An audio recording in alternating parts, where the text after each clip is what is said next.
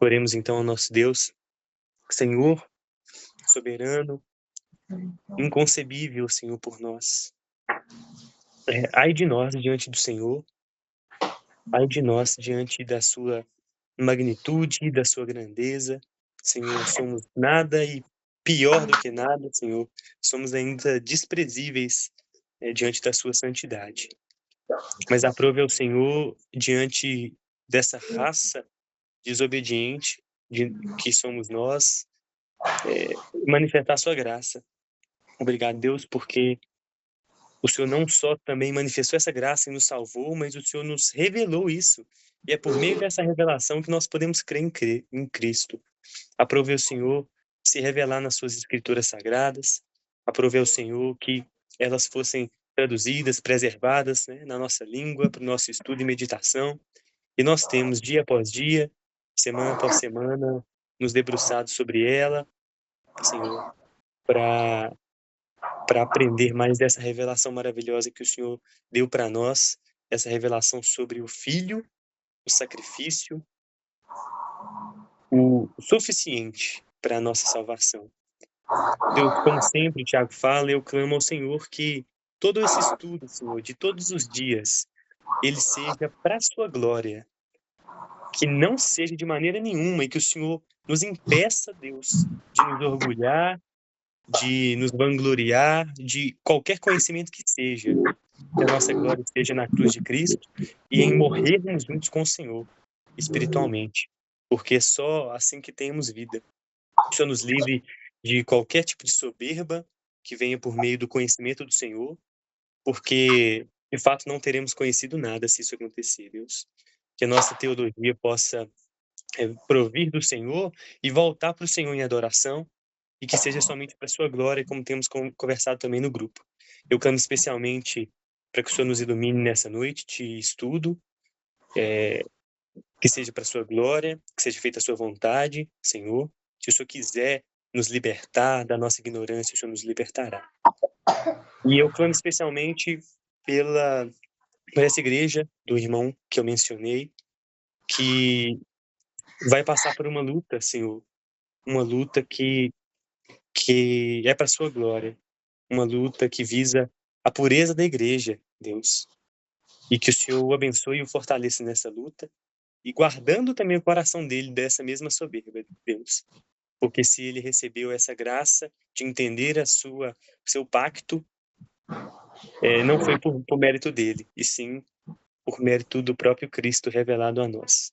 Então, que o Senhor abençoe ele, abençoe essas reuniões do conselho, e que a igreja realmente possa ser reformada, mas que não seja feita a minha vontade, nem a nossa, mas a sua vontade. Nós oramos em nome do Filho amado, porque é por meio dele que nós fomos reconciliados com o Senhor. Amém. Amém, amém. Irmãos, hoje vamos fazer... hoje eu queria iniciar fazendo um resumo de todo o livro, rapidamente, um panorama bem rápido do livro, para depois nós iniciarmos, propriamente dito, né, nos nossos slides e fazer estudo ponto a ponto. Eu acredito que vamos frutificar muito... A aula de hoje vai ser bem frutífera, ok? Eu vou abrir aqui só a minha... Deixa eu abrir aqui a minha aula, está aberta aqui já. E iniciar.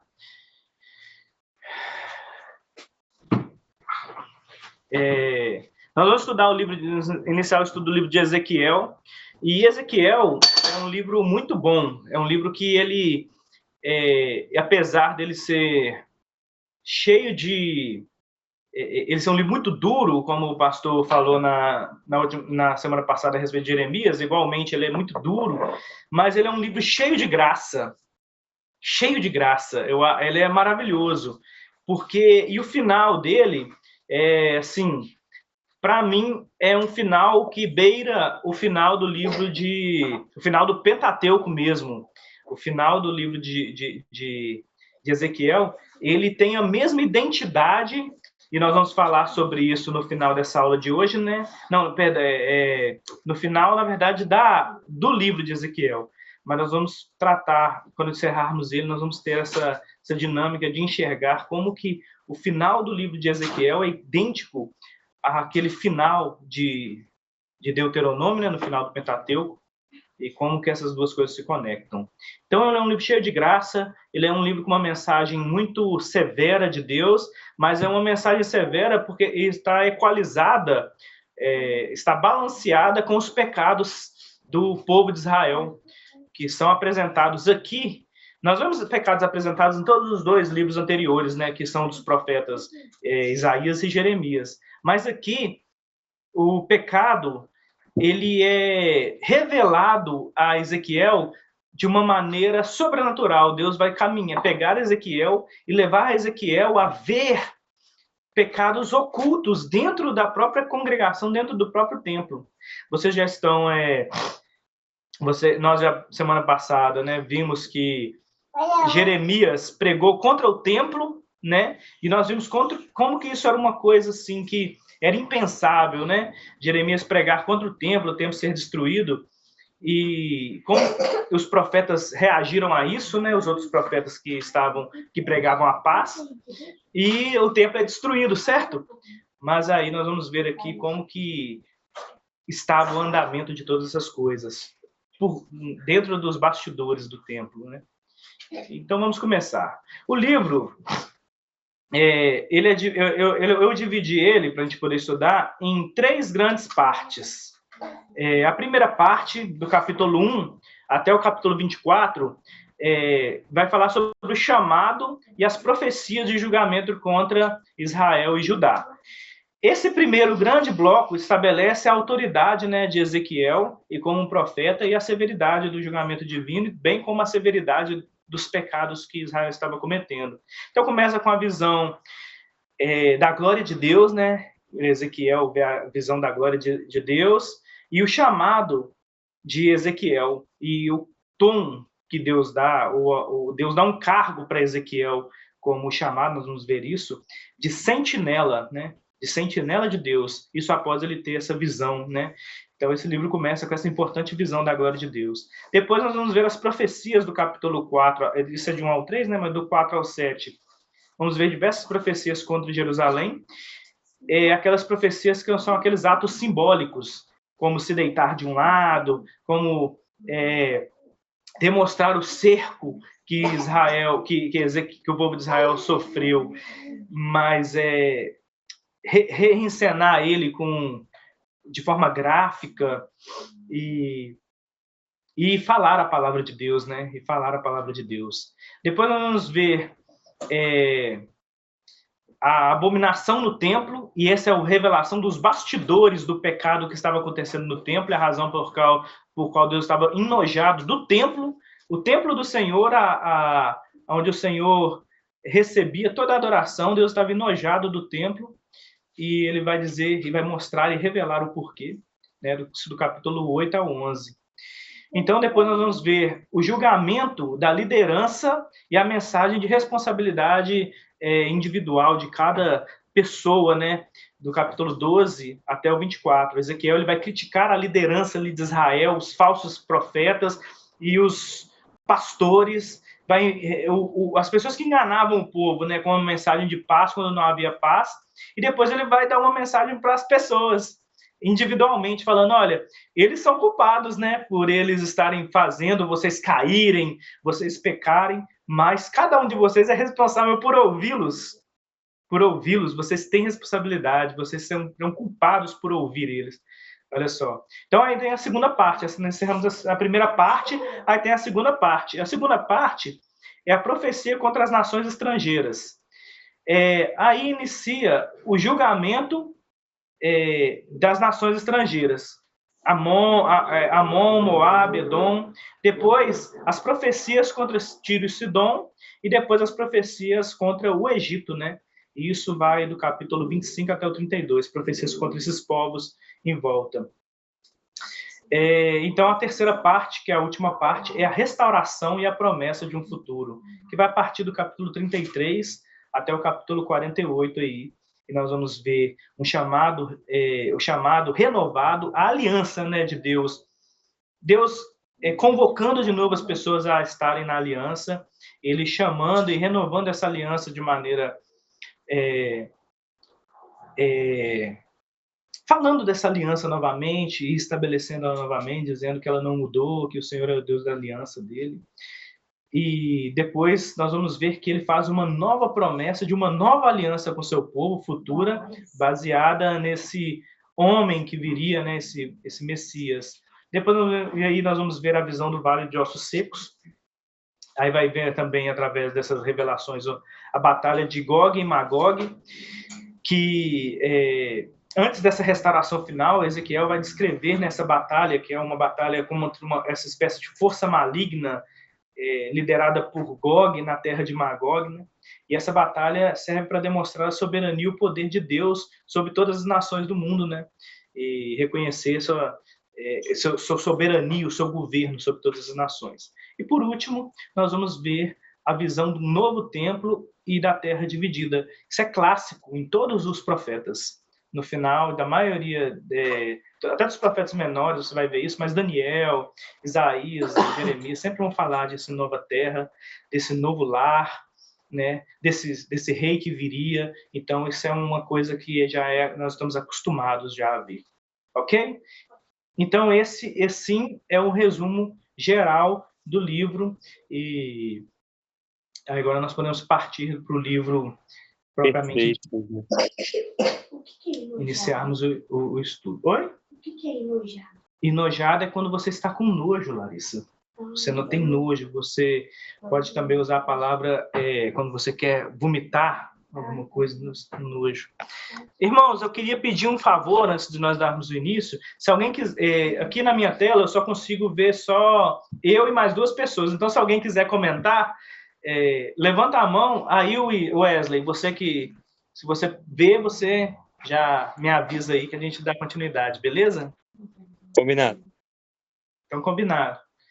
Vamos, então, agora iniciar nosso estudo.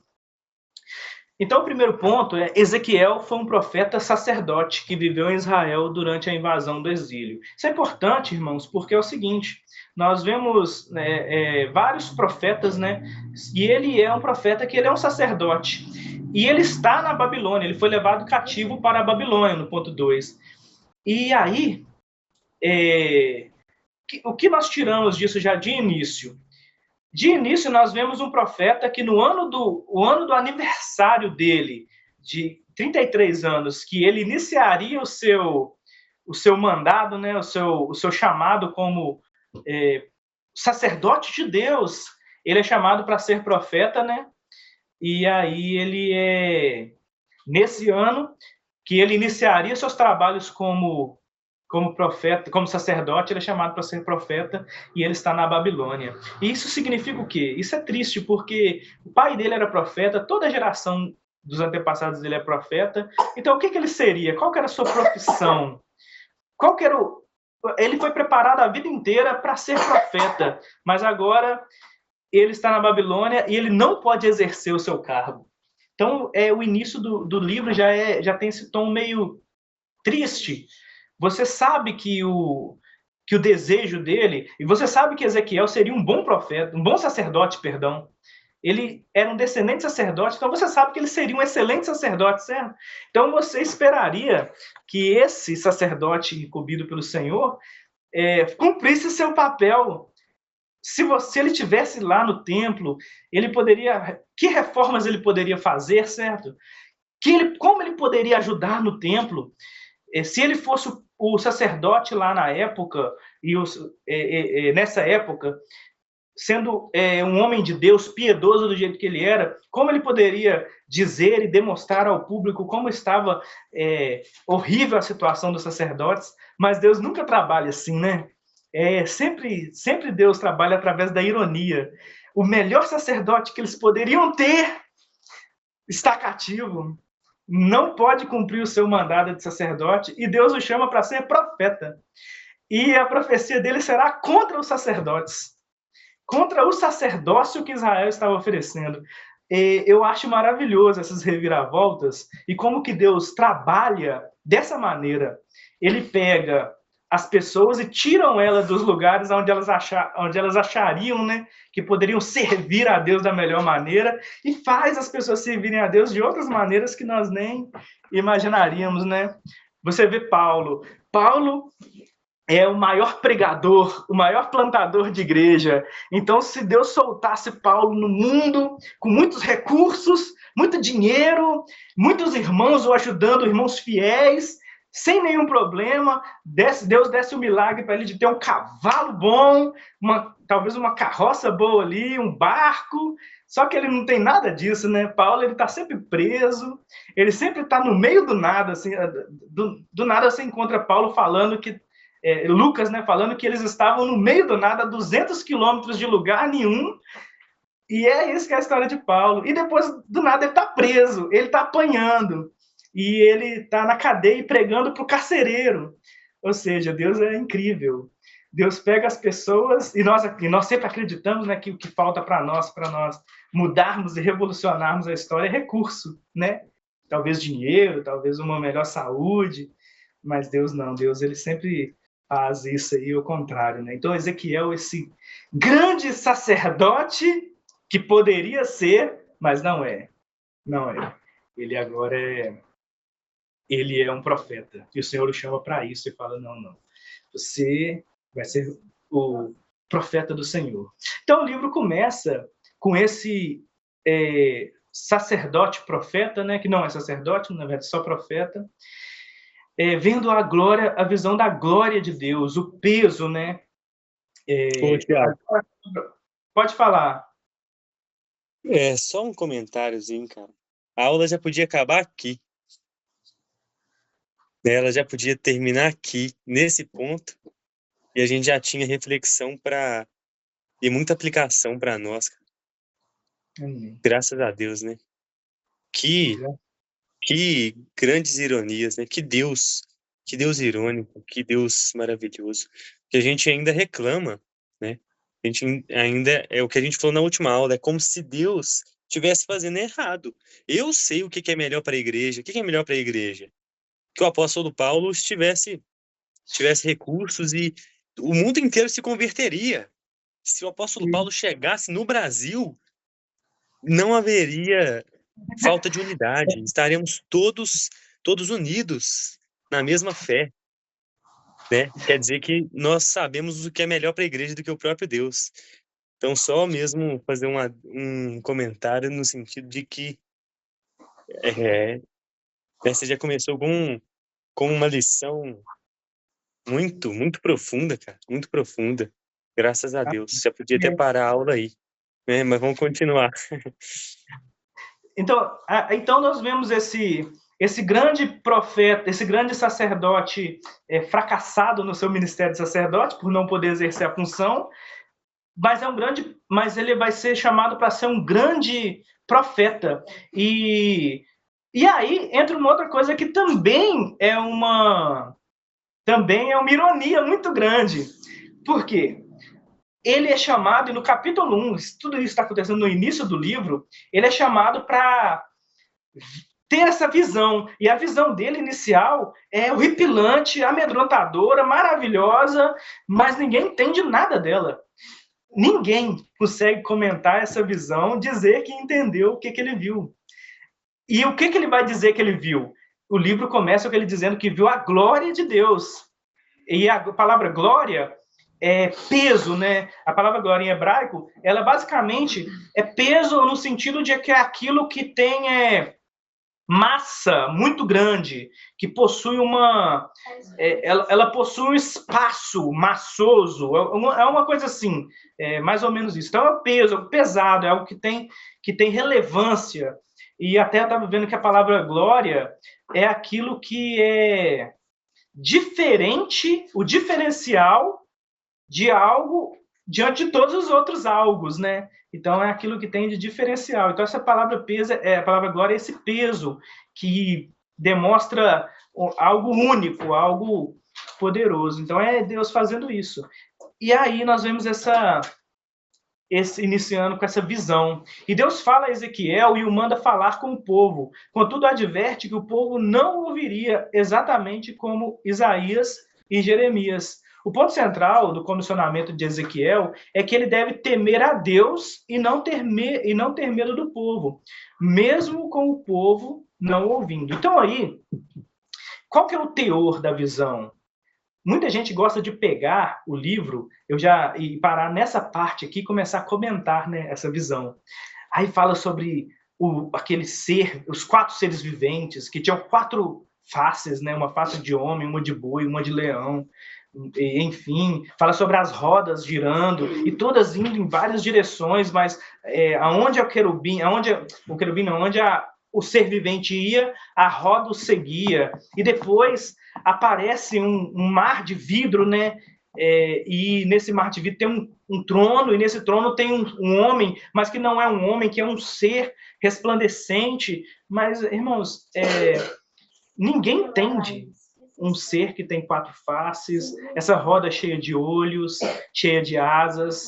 Não é algo para ser, de certa forma, compreendido. Que é o significado de tudo isso? Basicamente, e essa é parte da minha teologia aqui, né? Basicamente, um dos pontos centrais que eu acredito fielmente que Deus quer dizer é o seguinte: essas coisas são incompreensíveis porque vocês não podem me compreender. E é parte do comissionamento de Ezequiel, no sentido de que isso é glorioso, isso traz medo. Ezequiel vai dizer que temeu aquilo tudo, que aquilo tudo foi uma visão muito temorosa para ele, mas ele não entendia. E é como se Deus estivesse dizendo, assim como você não entende essa visão, Ezequiel, ninguém entende. As pessoas em volta de você não vão entender quando você profetizar. Você não vai dar a elas entendimento necessário. E o que você deve fazer com essa visão? Me temer. Tema aquilo que você não vai compreender nunca. Eu sou isso, eu sou incompreensível. A minha glória, ela é dessa maneira, ela é impossível de você decifrá-la. Você deveria vê-la e temer e glorificar a mim, e adorar a mim, e confiar em mim. Você não vai conseguir entender. E, de fato, é incompreensível. Isso, todas aquelas criaturas, aquelas formas, aqueles formatos, não é para se pregar em cima daquilo, tentando dar um significado para aquilo. É para você ver aquilo e ficar impressionado e temer o Deus que você serve. E glorificar e dizer assim, esse é o Deus que eu sirvo, incompreensível, poderoso, criando seres, porque esses seres são criaturas de Deus, que não vão conseguir compreender a minha mente. E aí eu posso te chamar a minha mente de nada. A minha mente, então, não é nada. Porque não é que os seres não têm significado, não é? Ou não? Ou será que os seres não têm significado mesmo? Deus fez uma coisa absurda? Não. Nós não conseguimos entender. Chegamos num ponto em que a mente e a realidade de Deus não podem se equiparar. Deus quem fez aquilo. Deus fez aqueles seres. Deus fez aquela visão. Deus só está dizendo, vocês não entendem, mas elas têm significado. Entendeu? Certo, irmãos? Vamos continuar, então. E a questão principal da visão, antes de nós até partirmos para a próxima, é que a visão fala o seguinte, ela vai embora. E isso é importante. No início do livro, ele vê aquela carruagem, espécie de carruagem feita de rodas e seres viventes com olhos de todas as partes, asas e mãos saindo das asas. E esse ser glorioso num trono, brilhando mais do que o sol, indo embora. E ele está indo embora de Jerusalém, saindo do templo. Aí ele sai do templo, vai para a porta do templo, sai da porta do templo e vai para a Babilônia. E aqui você fica espantado, né? Você fica espantado com o que está acontecendo. Por que esse ser fez isso? Vamos dar continuidade para nós podermos estar vendo isso, né? Então, para isso, Deus ordena, depois desse comissionamento, o chamado de Ezequiel como sentinela de Deus, Deus ordena fazer uma coisa estranha. Deus dá a ele um rolo escrito por dentro e por fora. E manda ele comer e encher suas entranhas, né? com esse livro. No rolo havia lamentações, suspiros e ais.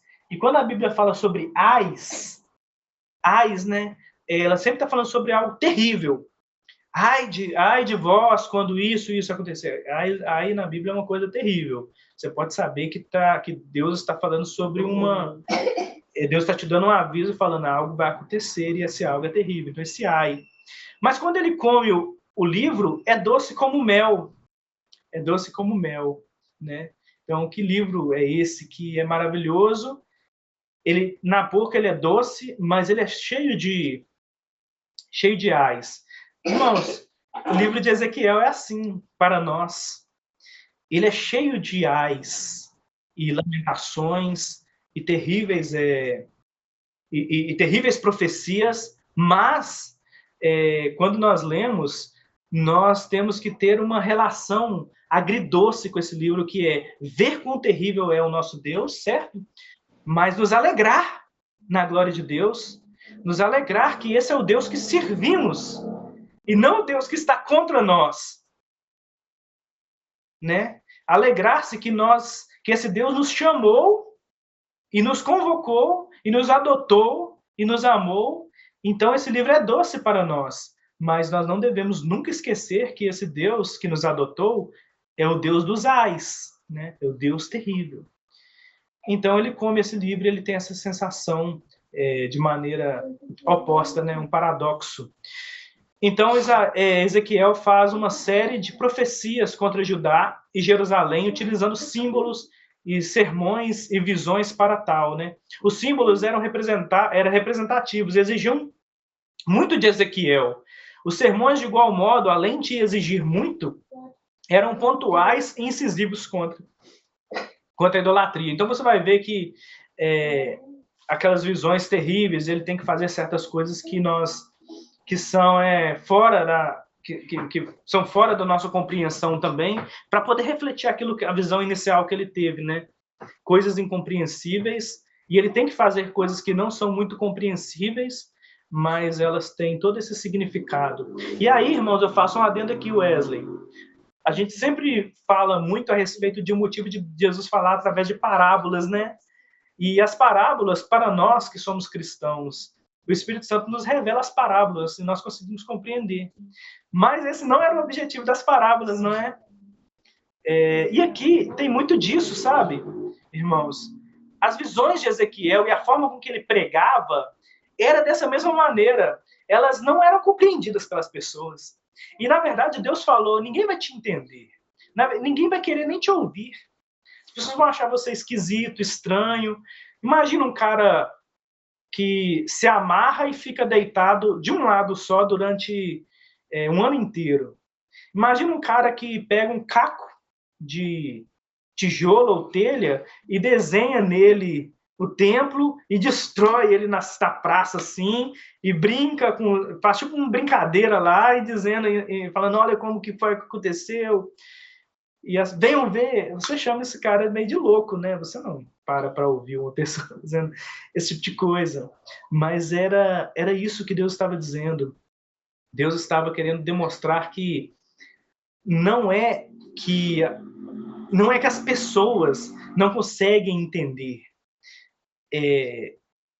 Não é que é compreensível para as pessoas. É porque Deus as revela para quem Ele quer revelar. Certo? Não é que é algo que a pessoa pode olhar lá e compreender. Na verdade, você olharia para Ezequiel como eu olharia e acharia um louco, né? Acharia um cara meio desequilibrado e fazendo coisas desequilibradas. E ele dizendo que é Deus quem estava mandando ele fazer. Então, se você vê um cara na praça deitado, cozinhando sua comida em fezes, como ele teve que fazer, e ainda ele dizer que isso foi Deus, o Deus dele que mandou, você diria, não, eu não quero esse Deus, não. Eu não vou servir um Deus que manda as pessoas fazerem isso. E é esse que é o ponto central. É estranho, não é? Vocês não acham estranho Deus mandar fazer isso? Esses tipos de alusões? Mas não é mais estranho do que Jesus dizer lá no início do seu ministério que falava em parábolas para que ninguém entendesse. Para que ninguém entendesse. Ou seja, o mesmo Deus, os mesmos processos. As visões eram terríveis de destruição. Irmãos, se vocês querem comentar, podem comentar. As visões eram terríveis de destruição e desolação. E terminavam com a glória de Deus, né, como eu disse, abandonando Jerusalém em direção à Babilônia. Deus está dizendo que Jerusalém é pior do que a Babilônia. E Deus abandona Jerusalém e vai para a Babilônia. Ele está dizendo assim, olha, viver em Jerusalém está terrível. Pior do que a Babilônia. Está difícil estar aqui. Mas também tem outro significado, que é muito importante. Eu acredito que é até mais importante, que nós vamos ver no final, Deus dando um plot twist, né? Ele abandona Jerusalém e vai para a Babilônia. Mas no final ele faz um plot twist maravilhoso e revelando o que é o significado disso tudo. Alguém quer comentar? Irmão Michael? Não, só complementar, assim, eu não li o livro de Ezequiel ainda, mas quando falou aquela parte ali do livro, né, que era amargo e doce, né, isso aí fala em Apocalipse também, Apocalipse 10, né, e o entendimento de Apocalipse, né, ali é como se fosse o Evangelho, né. Para nós, quando a gente experimenta o Evangelho, ele é amargo, né, a gente tem que renunciar a tudo aqui, né, mas depois que tu entende o Evangelho, ele fica doce como o mel, né, em Apocalipse ele fala, então Isso. é como terminaste de falar aí, né, aquela coisa, né, para nós, né, ninguém quer deixar a nossa vida, né, assim, hoje a gente está aqui, nós estamos aqui 5, 6 pessoas, né, e ninguém quer largar suas vidas, largar para viver o que Cristo quer que a gente viva, né, a gente quer viver as nossas vidas, aí o evangelho para o mundo, ele é muito amargo, e para nós também foi no início, mas quando a gente entende ele, por causa do Espírito Santo, né, ele se torna doce como mel, né, é inexplicável, como está explicando, mas estou só dando a ligação, eu nunca li esse livro de Ezequiel, eu estou em Isaías, o Novo Testamento estudei bastante, mas eu estou em Isaías, não cheguei ainda aí, mas bate com Apocalipse, quando deu aí eu já me lembrei de Apocalipse, né, aí Apocalipse fala a mesma coisa, né, então é muito perfeita a palavra de Deus, né, isso aí. Maravilhoso, maravilhoso. Pode falar? Como o Michael mesmo disse, que não é por nós, né? Então, até quando a gente olha, ninguém quer viver a vida de um cristão. Mas até quem vive, não é por ele mesmo, né? Se nós estamos aqui falando, vendo um cara lá de Garapé, Minas Gerais, um boné, falando de um livro de um cara que cozinhou nas fezes. Esse é realmente, cara, que loucura, né? Que loucura. Então, se também nós estamos aqui, ou se desejamos, se amamos, se cremos, é porque nos foi dado esse dom, né? Graças a Deus por isso. Graças a Deus. Porque, na verdade, o que vocês estão dizendo é o seguinte: não é que o livro ele tinha, você tem a impressão de que ele será amargo. A descrição do livro é amargo, mas quando você prova, no caso de Ezequiel, ele é ordenado, Deus ordena ele que coma, Deus fala, vai, pega e come. E é uma coisa que... E outra coisa, temos que entender também o significado disso. Um livro, você nunca imaginaria que você pegaria um livro, comeria o livro. Você imagina que você pega o livro, abre e o lê. Então você está fazendo coisas que estão fora do natural. É Deus dizendo assim, estou mandando você fazer coisas de fato incompreensíveis, mas elas vão ter um sentido fora da realidade. Você vai ser desconectado da realidade. É como se Deus estivesse dizendo assim, livros foram feitos para comer, mas nesse mundo que você vive, as pessoas dizem que os livros foram feitos para ler. Só que eu estou te dando um novo sentido de vida. E o evangelho é isso, nós já falamos até sobre isso, o evangelho ele é engraçado. E isso é mais comum, as pessoas elas já veem, percebem isso. Se você quer ganhar a sua vida, deve perdê-la. Se você quer ser o maior, você deve servir a todos, ser o menor. Se você quer reinar no reino dos céus, você deve ser um servo, um escravo dos outros irmãos. Não é que é o oposto. Eu já até comentei isso. Não é que isso é o oposto. o mundo transformou, quebrou isso tudo, esmigalhou isso tudo e nos vendeu que para você ser o maior, você deve ser o maior. Que para você ganhar a vida com Deus, você deve ganhar a vida nessa terra mesmo. Ganhar e receber tudo, tirar todo o proveito que você puder. E é assim que o mundo vive. Como você está nesse século, você está secularizado. Aí Deus vem e diz, não, o mundo não foi feito para ser assim. Não é o modo operante pelo qual eu criei o mundo, não é a forma que eu criei. Então é como se Deus estivesse dizendo assim, esse livro, ele está fora da sua realidade, você deveria comê-lo. E quando você come um livro amargo, você sente o doce. E é o que vocês estão dizendo aí, né? O evangelho é isso. Você é chamado, você é convocado, você é trazido, você é comprado, você é ressuscitado, você é conduzido, tudo acontece com você e você não está... nada está nas suas mãos, nada está no seu controle, e é isso que é o evangelho. E ele é doce, apesar de ser realmente amargo, ele é doce, né? Então vamos continuar.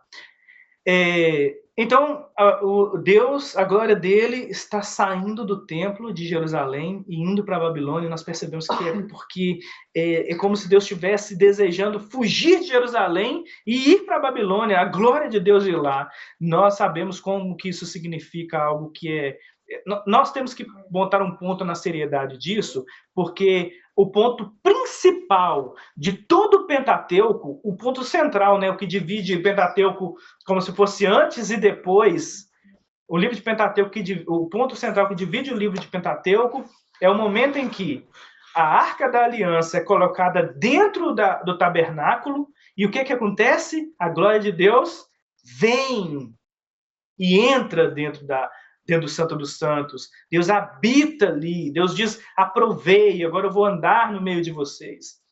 E aqui nós temos que ver isso com os olhos bem atentos nisso, sabendo que Deus está saindo, sabe? Ele está saindo dali. É o oposto. Nós estamos vivendo ali, Ezequiel pelo menos está vivendo e vendo o oposto daquilo que mais desejava-se Israel nos tempos de Moisés. Então nós temos que ter isso em mente.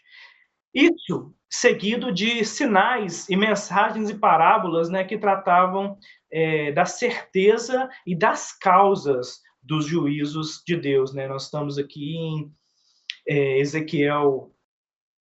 Aqui já é Ezequiel 12, do 21 ao 22, né? O povo tinha ficado cético por causa das contraprofecias dos falsos profetas e criou um ditado que dizia, prolongue-se o tempo e não se cumpra as profecias. Deus diz que esse dito nunca mais seria dito em Israel. Ezequiel diz que Deus é justo e que o castigo é merecido porque Deus é bom. O que acontece aqui? Vamos colocar um movimento histórico aqui na aula. Quando nós vemos o livro de Isaías e Jeremias, nós vemos que Isaías e Jeremias estão profetizando. Isaías ali começa a profetizar no Israel antes do exílio, depois vemos Jeremias que profetiza parte antes do exílio, parte exilado, certo? Então Jeremias é um dos caras que no seu ministério vê Jerusalém cair, vê Israel cair, né? Vê Israel ser derrotada. Só que aí, todos esses dois profetas, Isaías antes do exílio, profetizava o juízo divino. O que acontecia? Vinha profetas como Jonas, o Jonas do barquinho, o pregador de Nínive, e alugado pelos... Jonas, que ele era alugado pelo rei para poder criar contra-profecias. Qual eram as profecias dele? Não, Deus não vai fazer isso. Isso que eles estão dizendo, isso que Isaías diz, que esses outros profetas dizem que Deus vai fazer, Deus não vai fazer. Na verdade, Deus vai trazer a paz. Na verdade, vocês não vê? Estamos prosperando. Tudo está indo certo. No tempo de Jeremias foi a mesma coisa. Jeremias, antes da queda, profetizava, Deus virá com justiça e com sua ira. Só que aí, os pregadores que eram alugados pelos reis, os profetas, os falsos profetas, vinham e contra-profetizavam. E aí falavam para o povo, não, gente, esse profeta aí é um louco. está pregando coisas que Deus não profetizou, porque Deus me profetizou, Deus profetizou para mim que tudo vai dar certo, que você vai prosperar, que você vai trazer aí o seu dízimo aqui para a igreja, que você vai dar o carro e depois Deus vai te devolver 2 carros. E é assim que funcionava toda essa dinâmica desses falsos profetas. E aí, o que acontece? Exato, porque nós falamos em Jeremias, nós tratamos isso como que a teologia da prosperidade lá é exatamente igual a daqui, né, dos nossos tempos de hoje. Mas aqui nós temos um movimento histórico. O que acontece? Ezequiel já está no exílio. E ao invés de ele profetizar que seriam restaurados, ele já a princípio está profetizando que eles mereciam estar no exílio. Ele é um profeta que está dizendo assim, não é que Deus vai trazer mais destruição, mas isso aqui que está acontecendo é porque Deus está irado. Isso é uma justa punição por causa disso e disso e disso. E aí o que acontece? Vinham os contra-profetas e profetizavam contra. Mas agora o povo ficou cético. O que o povo fala? Não sei em quem acreditar. Porque na época que profetizava Jeremias, ele profetizava mal, ele profetizava o mal, que Deus traria o mal, mas nós estávamos bem até em certo tempo. E os profetas diziam que nós estávamos bem porque Deus queria o bem. Aí agora, quem acreditar? Então surge esse movimento cético no povo. O povo estava meio sem saber em quem acreditar nesse período. Então eles criaram um ditado. E o ditado era: prolongue-se o tempo e não se cumpra as profecias. O que significava basicamente isso? Esse povo só está falando, fala, e nunca acontece. E nunca acontece. Que é, de fato, uma coisa que é meio ridícula de pensar, porque os profetas como Isaías e Jeremias profetizaram e aconteceu, né? E aí eu levanto uma pergunta aqui rapidamente para poder chamar um pouco da interação de vocês. E aí, por que eles então, se eles viram a destruição de Israel, por que eles continuavam céticos? Por que será? Quem quiser pode comentar, que aí a gente já passa para o próximo ponto.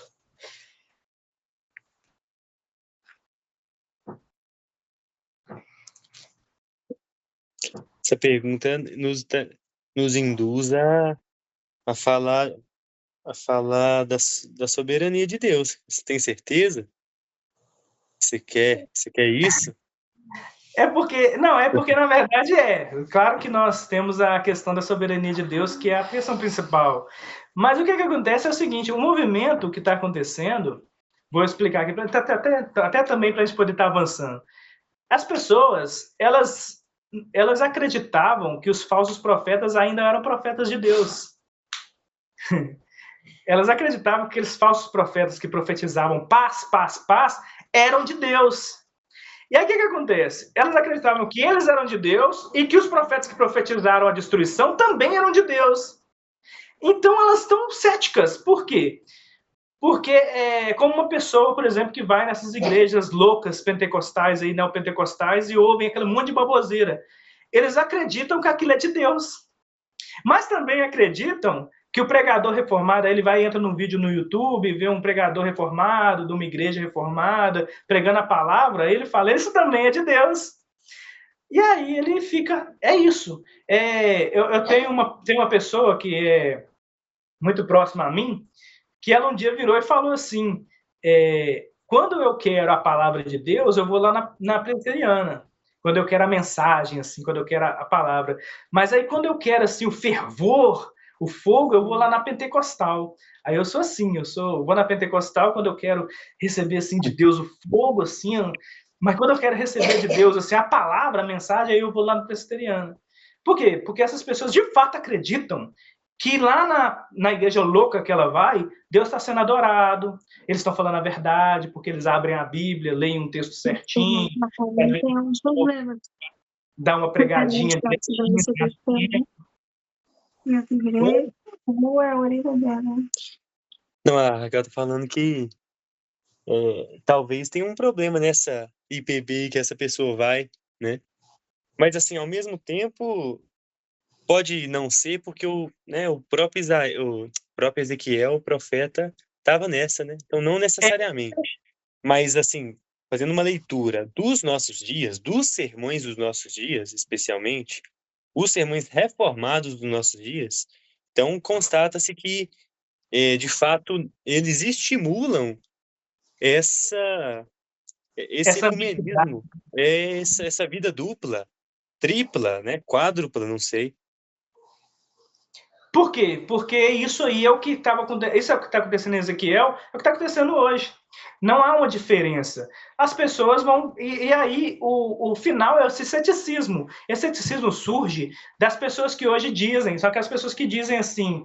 Eu não sei em quem acreditar, porque uns falam que a igreja certa é essa, outros falam que a igreja certa é a X, outros falam que é a Y. Eu não vou em lugar nenhum, porque é um monte de gente falando. Então, é isso. Esses são os céticos. Só que aí Deus tem uma mensagem para esses. O que ele vai dizer? Ele vai dizer que nunca mais ninguém vai dizer isso. Ou seja, Deus, é como se Deus estivesse dizendo assim: nunca mais eu vou trazer uma coisa tão terrível, eu vou trazer uma coisa tão diferente, eu poderia dizer essa palavra, que nunca mais ninguém vai conseguir dizer, que nunca mais ninguém vai conseguir falar que há ambiguidade. E eles vão ter certeza. Eu vou certificar para eles. E Deus diz que esse ditado aí vai ser esquecido e nunca mais ninguém vai ser ambíguo dessa maneira. Certo? Vamos dar continuidade. Então, no meio do livro, Deus faz uma promessa de restauração futura, diferente de todas as outras. Ela funciona como uma resposta ao que é dito no capítulo 20, versículo 32. E o cumprimento das palavras de Moisés sobre Deus conceder um coração de carne ao seu povo, que está lá em Deuteronômio, né? E esse movimento dessa promessa, que não é aquilo que Deus faria, certo? É uma das promessas nas quais Deus faz no meio do livro para poder fazer aquilo que ele sempre faz, né?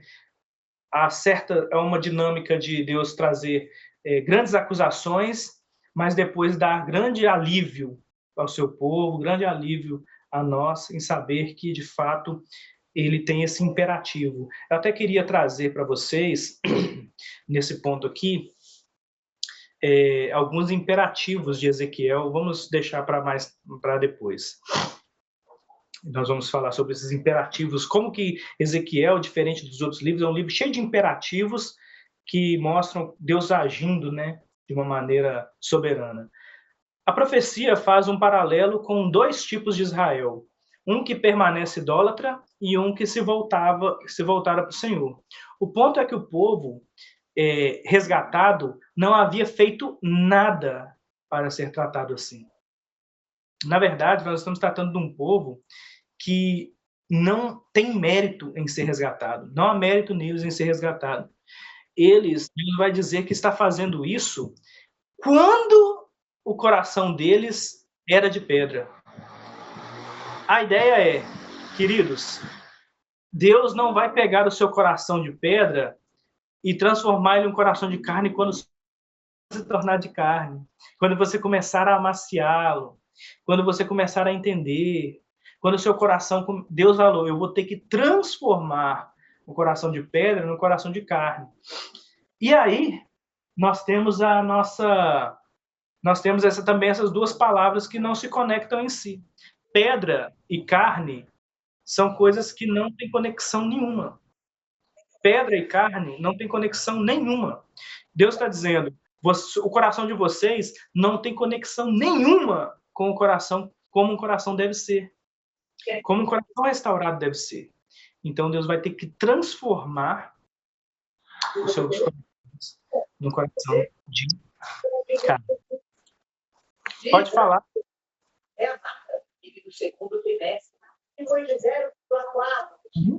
Pode falar. Eu? O seu microfone tá aberto? Não, eu esqueci de botar, desculpa mesmo. Não, sem problema, sem problema. Então vamos dar continuidade. Aqui o imperativo do texto está completamente voltado para Deus, como se Deus ordenasse a si mesmo. O texto apresenta Deus fazendo o seu povo se voltar para ele. E termina dizendo que naquele dia o povo sentiria nojo, cada um de si mesmo e das suas próprias iniquidades. Irmãos, aí entra uma questão muito importante que eu gostaria de ressaltar. Há uma lista que eu fiz de alguns versículos nesse mesmo capítulo do 36, esse é o capítulo 36, que Deus está dizendo, eu farei e acontecerá. Deus vai dizer isso.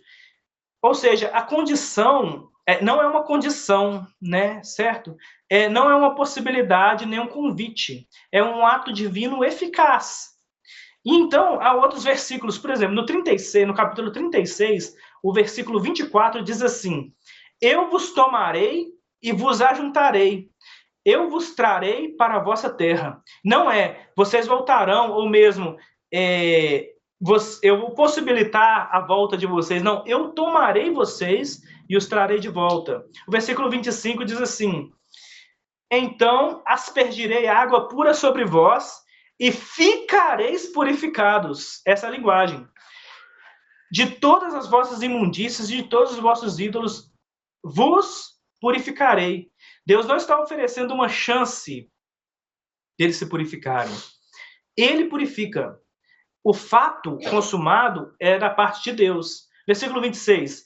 Dar-vos-ei novo coração, coração novo. E porei dentro de vós espírito novo. Tirarei de vós coração de pedra e vos darei coração de carne. Deus, você vê que sempre o imperativo é Deus fazendo. Versículo 27 do capítulo 36. Porei dentro de vós o meu espírito e farei que andeis nos meus estatutos e guardeis os meus juízos e os observeis. Versículo 28. Habitareis na terra e vós me sereis por povo e eu vos sereis por Deus. Não é um condicional, não é um contrato de Deus, é um decreto de Deus. Versículo 29. Eu vos livrarei de todas as vossas imundícias. Versículo 33. No dia em que eu vos purificar de todas as vossas iniquidades, então farei que sejam habitadas as cidades e sejam edificadas as ruínas. E aqui nós temos um maravilhoso capítulo da soberania ativa. Irmão, é óbvio que eu estou redundando, né? Porque se a soberania ela já é ativa, mas nós temos que usar esses termos hoje de maneira ridícula, como eu acabei de colocar aqui, soberania ativa, porque hoje em dia o absurdo da crença de uma soberania passiva, né, de Deus, ou de uma soberania de Deus que ela está condicionada. Está condicionada. Então, a palavra soberania perdeu significado, perdeu poder. A palavra soberania de Deus hoje, até no meio reformado, perdeu o peso. Então, nós temos que trazer a palavra juntamente com uma outra palavra que dê sentido para ela. A soberania de Deus ativa, funcional, a soberania soberana de Deus trabalhando unicamente por ele, no capítulo 36 inteiro, de um livro do Antigo Testamento. E aí eu disse que o livro é sobre graça, né? Nosso livro de Ezequiel, ele é graça. Há mais graça do que Deus dizer que fará essas coisas todas? Olha só que palavra cheia de graça do Senhor. Eu vos darei um novo coração, porei dentro de vós um espírito novo. Tirarei de vós o coração de pedra e darei o coração de carne, versículo 26 do capítulo 36. Olha só que maravilha da graça, versículo 25. Eu, então aspergirei água pura sobre vós e ficareis purificados. Eu faço E isso redunda em acontecer. Em acontecer. E por que é graça? Por que essas palavras são cheias de graça? Irmãos, elas são cheias de graça porque você não pode se purificar. Você não pode jogar água pura sobre você. Você não pode aspergir isso. Deus está dizendo assim, eu tenho que fazer porque vocês estão impossibilitados. E eu tenho que tomar vocês pela mão direita. Eu tenho que pôr dentro de vós o meu espírito.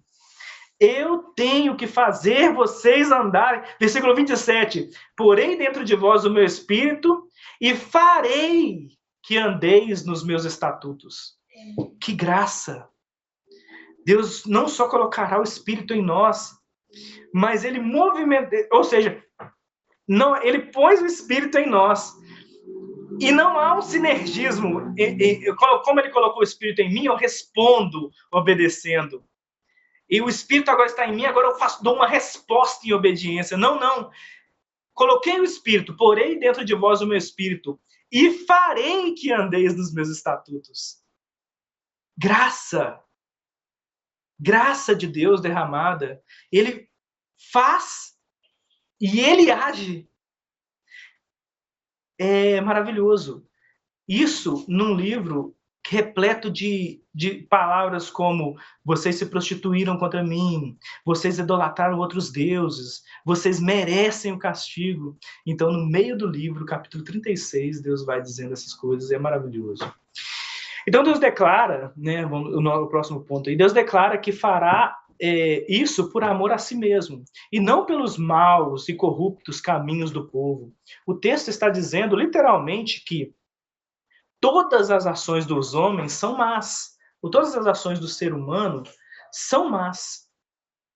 E é aquilo que nós já até falamos, né? Que comer e beber, né? Nós falamos isso no grupo essa semana, né? Semana passada, que até comer e beber, se não provém da fé, é pecado, né? Todas as ações são más. No ponto central do livro, Deus julga as nações dizendo que elas eram deuses e seus reis também se declaravam deuses. Eu acho que... Pode avançar, Wesley, por favor. E Deus diz que essas nações que vai usar a Babilônia para destruí-las também. Mas, espere um pouco, a Babilônia não se diz uma teocracia também? Seu rei não é um deus, né? Seu rei é um deus, né?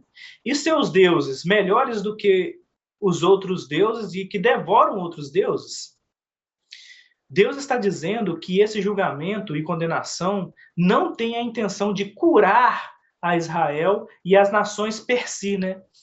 E que ele, de fato, os trará conforme as suas conforme as suas ações exigem, utilizando a Babilônia, contudo a Babilônia, por seu comportamento, de maneira será punida, né, com seu comportamento da maneira que ela faz. E nós falamos sobre soberania e responsabilidade humana. E essa discussão, né? Essa discussão ela é muito interessante porque as pessoas estão tentando conciliar duas coisas que elas acham que são opostas. E é algo que, para mim, na minha leitura bíblica, eu não acho oposição entre soberania e responsabilidade humana. Na verdade, não há nenhuma, a Bíblia não apresenta nenhuma, na minha concepção, na minha leitura, nenhuma relação que ponha oposição ou que ponha conflito entre soberania e a responsabilidade humana. Eu sei que aqui não é uma aula mais uma aula mais aberta, mas é uma aula mais de panorama, então não é uma aula sobre teologia sistemática em si. Mas o que está acontecendo aqui? A Babilônia está sendo chamada para cumprir um decreto de Deus. Tudo que ela está fazendo é decretado por Deus. Ela não tem livre-arbítrio. Deus decretou isso antes da Babilônia existir. E Deus falou que isso aconteceria 100 anos antes de o rei que governa a Babilônia existir. Certo? Deus havia profetizado isso. Então a Babilônia está cumprindo um decreto que foi profetizado que foi decretado pelo próprio Deus e profetizado, para que as pessoas, quando chegasse esse momento, não dissessem assim que isso é um acaso e tal. Mas então Deus está sendo soberano e chamando a Babilônia. Mas depois ele vai dizer que a Babilônia, que é decretada, que não tem livre-arbítrio para decidir se invadiria ou não Israel, que a Babilônia deveria pagar, e vai pagar, e Deus vai dizer que vai fazê-la pagar por esse crime que ela cometeu contra Israel. Mas não é um decreto? Deus não decretou? E por que então Deus decretou um crime o que ela está fazendo? Qual que é, e nós não podemos encerrar a aula aqui hoje, eu até falei, né, Wesley, com você mais cedo, que a gente iria mais longe, mas não fomos nem mais longe do que imaginei. Mas nós podemos encerrar aqui hoje para não tomar mais tempo. Então, como conciliar isso? Os irmãos têm alguma ideia? Vamos ficar nessa questão para encerrarmos. Deus chama a Babilônia, decreta que ela faça os atos que ela vai fazer e depois a responsabiliza por todos os atos que ela fez. Por quê? Pode falar? Pode falar. Não, assim, esse livro eu não conhecia, como eu falei para vocês, né? Mas ele mostra, né, como toda a Bíblia, né? Ele mostra totalmente, né, a soberania de Deus sobre tudo, né? Só que todos os exemplos que a gente tem, essa tua resposta aqui, todos os exemplos que a gente tem, né, é Deus fazendo, né, e ao mesmo tempo ele usa, assim, ó, quando ele quer fazer, no caso ali de José, né, José, quem é que fez aquilo com José, né? Foram os irmãos dele. E aí, quando os irmãos dele encontraram ele, foram pedir perdão para ele, José disse, não foi vocês que fizeram isso comigo, foi Deus. Exato. Então, só que Deus usa, né, da nossa maldade, do nosso querer mal, para fazer o que ele quer. Então, na realidade, né, essa responsabilidade, né, o que Deus faz, na realidade, cara, isso aí eu estou botando no nosso entendimento, assim, né, que Deus faz o que quer, mas no nosso entendimento, assim, que Deus faz, né, se ele deixasse a gente fazer o que a gente quer, né, tipo assim, em uma semana não existiria mais mundo, né, e começaria uma guerra atômica na segunda-feira, quarta-feira já tinha ido mais da metade do mundo, sexta-feira ali era o sextou e acabou o mundo, nós nem ter final de semana. Então, assim, ó, se Deus deixasse de fazer o que a gente quer, né, nós não existiríamos mais. Mas assim, ó, então ele não tem essa responsabilidade porque ele simplesmente libera, é como se fosse barreiras no nosso coração, né? Ele libera aquelas barreiras para a gente fazer a nossa vontade que é má, né? E aí, só que ele usa disso, então é essa soberania dele, né? Ele está no controle total de tudo, né? E usando da nossa maldade, vamos botar assim, né? Porque tudo que a gente faz de bom é ele que faz, e tudo que acontece de ruim é nós que fazemos, ele deixando com que a gente faça, né? O entendimento que eu tenho, assim, é de totalmente superficial, porque a gente nunca vai entender isso, né? Nem lá, como eu falei aquele dia no grupo ali, pode chegar lá e nem entender, nem querer explicar. Né? É como se a gente estivesse tendo a visão de Ezequiel aqui, né? Ninguém está entendendo muita coisa, mas nós estamos trabalhando, nós estamos vendo, a coisa é real, ela é visível, ela está ali, mas a gente não consegue entender muito bem, né? Alguém mais quer tratar esse ponto para a gente poder estar encerrando? Muito obrigado, Omar. Meus irmãos. Nós podemos refletir sobre outros versículos também, outros textos, como o clássico do Faraó, né, de Faraó, que Deus endureceu o coração dele, que ele endureceu o seu próprio coração. E a gente também pode ir para o Novo Testamento, em Filipenses 2, 12 e 13, que Deus nos ordena por meio do apóstolo Paulo, que nós desenvolvamos a nossa salvação. E no 13 ele fala, porque é Deus quem opera em vós, tanto querer como realizar. Óbvio que ele está falando de salvação, tá? Ele está falando só de coisa boa, né? Então Deus só faz as coisas boas. Mas quando a gente vai para outros textos, como do próprio de José, como que o Maico citou, do Faraó, como eu citei, e outros textos, né, do próprio Antigo Testamento, a gente percebe que a soberania de Deus ela é plena mesmo, né? Jonas também. Eu gosto. Oi? Jonas também, todos, quase todos os livros. Tudo, né? Tudo. Mas assim, eu gosto de, quando eu vou explicar isso, não, né, de forma exaustiva e nem esperando mesmo que haja uma compreensão plena, mas uma compreensão especial que talvez nos leve a aceitar e amar essa verdade, né? É que eu uso, por exemplo, o exemplo do rei Saul. Quando Deus ordena que o rei Saul mate todo mundo de uma nação ímpia, vizinha, inclusive crianças, mulheres, animais, né? Quando ele ordena a Saul que Saul faça isso, e Saul mata, e Saul realmente faz, Saul pode incorrer em pecado enquanto faz isso. O ato de Saul de matar essas pessoas pode estar manchado pelo pecado, pode estar manchado por um ódio, por inveja, por ganância, por orgulho. Agora, o fato de Deus matar não torna Deus pecador, porque esse povo merecia de Deus algo muito pior do que a morte, né? Então, qualquer ordem que Deus dá para que os seus juízos sejam graciosamente executados, né? Eu digo isso me referindo a um castigo que não é o máximo do que merecíamos. Então, Deus não incorre em injustiça nenhuma e nem em pecado, porque a vida é dele e a justiça é dele. Agora, o agente dessa ordem, o agente desse decreto eterno, ele incorre sim em pecado, né? Porque ele próprio é o pecado, né? Muita gente fala, né, que Deus ama o pecado, odeia o pecado, mas ama o pecador, e na verdade não há mentira sem mentiroso, não há pecado sem pecador.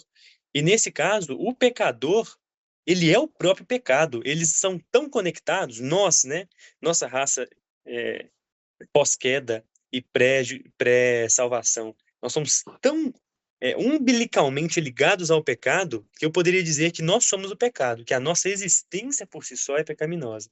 Então, quando Deus usa, e a linguagem da confissão de fé nossa, ela usa o termo pré-ordenar, né? Talvez para não falar decreto direto, mas que Deus pré-ordena todas as coisas, inclusive más, e a contingência das causas secundárias, né? Ainda com essa concepção, Deus está ali pré-ordenando todo o mal, de forma que ele não é responsável por ele, né? Então, o fato de um agente matar, eu não posso matar. Eu não posso. Deus pode matar. Wesley não pode matar, mas Deus pode, né? Então, eu reflito mais ou menos assim, de forma que as duas questões são, como o Tiago falou, plenamente conciliáveis, né? E que nós possamos amar, ainda que sejam incompreensíveis. Certo, certo. Amém. O que o Michael e o Wesley falou não cabe muito mais acréscimo. O Michael usou o excelentíssimo exemplo de José, né, Wesley, que nós, quando encerramos Gênesis, encerramos nesse exemplo, né, trazendo como que essa frase de José, na verdade, é o final, é como que Moisés quis encerrar o livro de Gênesis. Moisés encerra o livro de Gênesis dando esse tom para o final do livro inteiro. Ou seja, todo o livro de Gênesis é encerrado com essa frase que é: tudo que vocês planejaram para o mal, Deus planejou para o bem. Ou seja, tudo o que aconteceu nas intenções dos seus corações, vocês planejaram com o pior das intenções. Na verdade, Deus havia decretado com a melhor das intenções. Todo o mal que um ser humano pensa, planeja, executa e concebe, termina e faz, né, e consuma, Deus tem planejado e decretado para um bem. Nada que aconteceu na história do universo, desde o início da nossa história até o último dia, o dia que nossa história encerrará nesse mundo, Deus fez para um mal, ou Deus fez por causa do mal, da maldade. Tudo que Deus fez foi por causa do bem. Só que o nosso problema é que até nós cristãos aqui nessa aula hoje, estamos pensando em causas humanas. Por exemplo, nós sempre colocamos assim, quando vamos tratar esse assunto, as questões das pessoas por que Deus então deixa crianças morrerem? Por que então que Deus permitiu, ou Deus ordenou, né, que Saul fosse lá e matasse crianças lá, naquele reino lá distante? E por que Deus ordenou, ou Deus decretou, então, se você está dizendo, que os irmãos de José jogassem ele numa cova, depois vendessem ele para o Egito para ser escravo, de todas as maneiras que você pode imaginar que a escravidão funcionava naquela época, para sofrer todo tipo de maldade, ao invés de matar ele logo, que talvez fosse mais misericordioso do que vender ele de escravo para ser escravo numa terra distante. Ou seja, o tom deles lá era lucrar e ainda serem o mais mal possível os irmãos do cara. Então, por que Deus faz isso? Só que a gente sempre parte desse ponto de vista. E o único ponto de vista que eu vejo, que é o melhor para explicar, eu perguntaria por que então que Deus matou o filho dele, o único santo nessa terra? É o maior pecado, matar o filho de Deus. E não é só o maior pecado. Esmagar o filho de Deus na cruz, se não houver uma razão por trás, e é claro que nós não chamamos Deus de mal, mas quem esmagou o filho dele na cruz foi ele. Ele é o único santo. Tudo que ele fez nessa terra foi bom. Todas as atitudes dele, até quando ele expulsa as pessoas do templo, era com uma intenção mais caridosa e amorosa que existe. Ele era a melhor pessoa que você podia andar. Era a melhor pessoa com quem você poderia conversar. Ele tratava as pessoas com carinho. E tratava as pessoas com respeito. Ele é o Deus eterno. E ele conversava, e ele dava respostas a fariseus hipócritas. Respostas muito boas. E ele viveu só 33 anos. E foi esmagado na cruz, pelo próprio Deus. Se você não soubesse se na Bíblia não explicasse a razão pela qual ele morreu, você falaria, não, de fato esse Deus é muito mau. Porque além dele matar crianças lá no Antigo Testamento, mandar matar crianças e tudo, ele ainda mata o filho dele. Perfeito. Porque as crianças, nós sabemos, são pecadoras. Elas nasceram merecendo o inferno, todas elas. Mas esse não. Então, irmãos, a soberania e a responsabilidade humana, ela está linkada com um decreto, que é um propósito no qual Deus está fazendo todas as coisas conjuntamente cooperarem para um final bom. Tudo, a soberania é isso. Então, cada pessoa que fez cada coisa, má ou não, que Deus ordenadamente decretou, Deus decretou isso para um bem. Apesar do coração da pessoa, como Wesley disse, ter cogitado a pior intenção, Deus a fez para o bem. E o pior mal que o mundo já viu foi esmagar um filho na cruz. E quem fez isso foi o Deus. Mas nós sabemos que Deus fez isso por um propósito, porque nos foi revelado. Certo?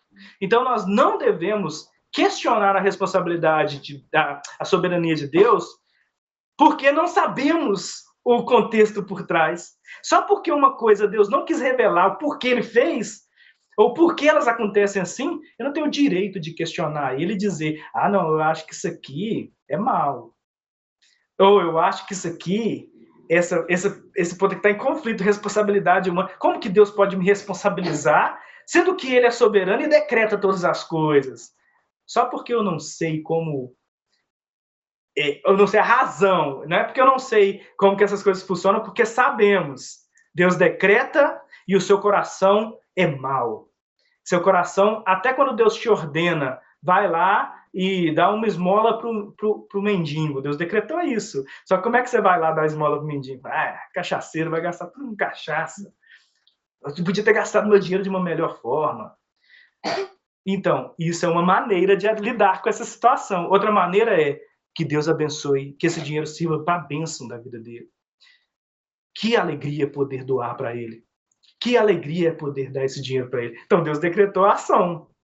Deus decretou, você vai dar o dinheiro para ele. Agora, como você vai reagir? Seu coração mau vai reagir isso de maneira má, ou se você vai reagir de uma maneira assim, glória a Deus por essa ação.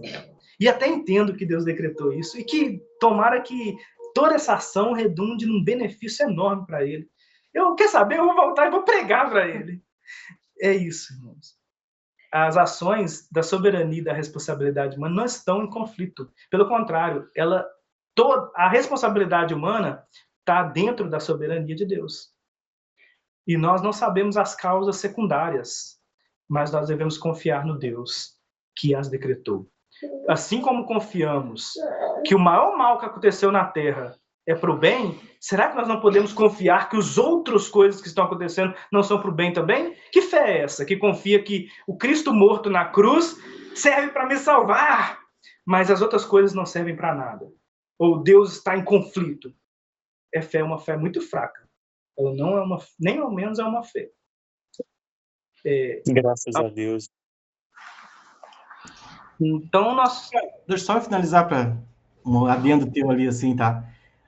O propósito geral, assim, de tudo, como o próprio nesse livro fala, né?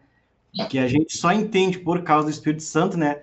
Que Deus fez tudo isso, né? Por amor dele mesmo, né? Então, isso a gente só vai entender com o Espírito Santo, né? O mundo não tem como entender isso. Como é que Deus vai fazer que nem isso de matar uma criança por amor dele mesmo? Então, não tem como, é só o Espírito Santo que nos faz compreender, né?